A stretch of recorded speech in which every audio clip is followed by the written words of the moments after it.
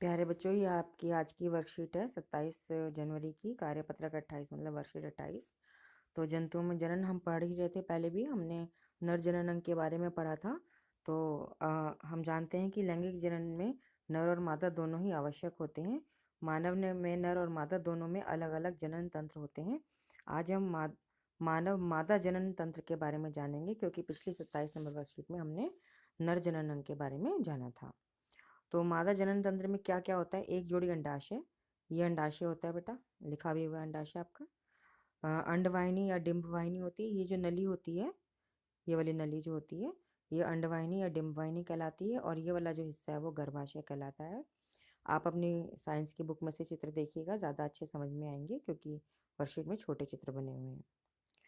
तो मादा जनन अंग का कार्य क्या होता है? अंडाशय, ये जो अंडाशय होते हैं दो होते हैं, जो ये मादा युग्मक उत्पन्न करता है, जिसे अंडाणु कहते हैं। अंडाणु भी शुक्राणु की तरह एकल कोशिका होता है। स्त्रियों में प्रतिमा दोनों अंडाशय में से किसी एक अंडाशय में से एक अंडाणु विकसित होता है, जो अंडवाहिनी में जाता है।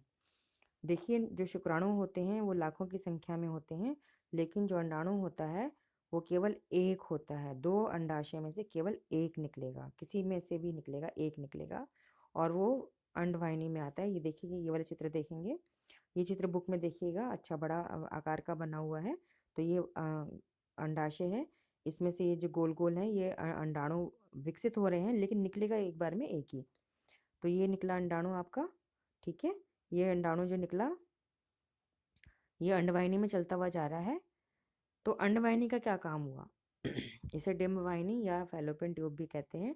यह अंडाणु को गर्भाशय तक पहुंचाने में मदद करता है, क्योंकि ये वाली जो नली है, मैं थोड़ा डार्क कलर लेके बताती हूँ। ये अंडाशय से ये जो नली है गर्भाशय तक आती है, ठीक है ना।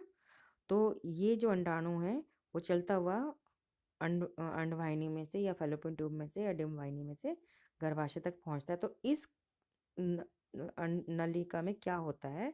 यहाँ पर शुक्राणुओं का और अंडाणुओं का निषेचन होता है, मतलब शुक्राणु और अंडाणु आपस में जुड़ जाते हैं, इनका केंद्रक आपस में मिल जाता है, जुड़ जाता है। तो गर्भाशय का क्या काम हुआ? यहाँ पर भ्रूण से शिशु तक का विकास होता है।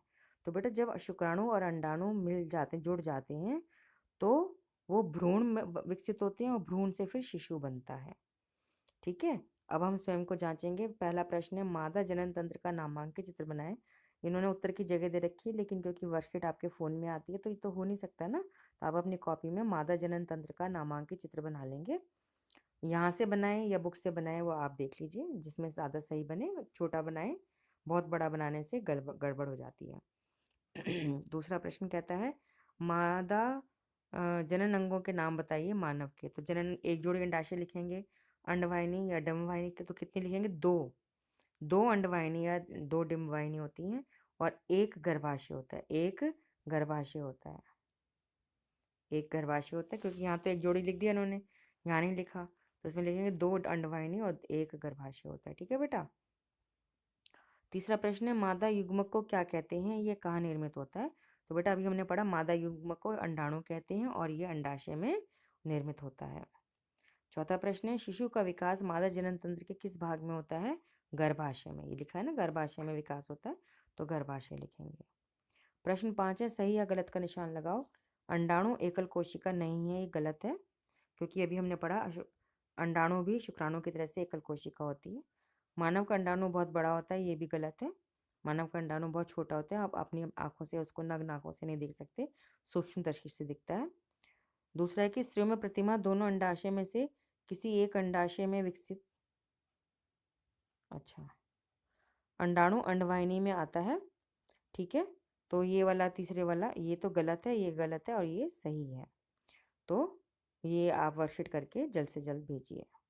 और अपने आप को स्वस्थ रखने के लिए कोरोना से बचाव करना बहुत ज़रूरी है। उसके लिए आपने मास्क पहनना है, और समय समय पर साबुन से हाथ धोने। जब भी आप घर से बाहर आएँ, कोई सब्ज़ी लेकर आएँ या कोई भी बाहर से सामान